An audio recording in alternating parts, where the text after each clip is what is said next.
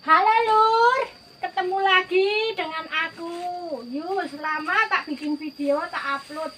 Ini ceritane aku saka pasar Wage. Iki dina Wage nang nggonku. Wage iki pasaran. Iki oleh-oleh saka pasar. Telur. Iki setengah kilo mau ya Lur. Iki mie eko loro 5.000. Iki gula Jawa seprapat 7.000. Iki Royco.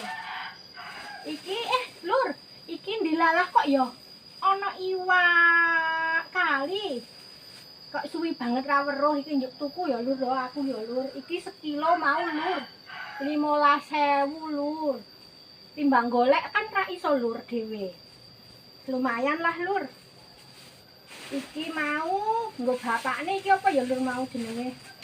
Tiwul sekilo 10.000. Iki kentang nggo godhogan nggo Pak suami sekilo tadi 8.000. Iki bayung telung until 5.000.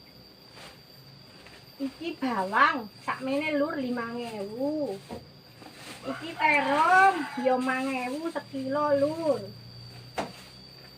Iki kacang panjang sauntil 5.000 Lur. Iki ya rek 5.000 Lur. Wis pokmen iki belanjaku Wage iki Lur. Sakmene. Mbuh pira mau entek Lur totalane ya sakmene iki. Ya digawe seneng wae Lur. Apa-apa larang sing penting iso mangan ya Lur ya saiki muncen apa-apa encen larang. Nuwun Lur.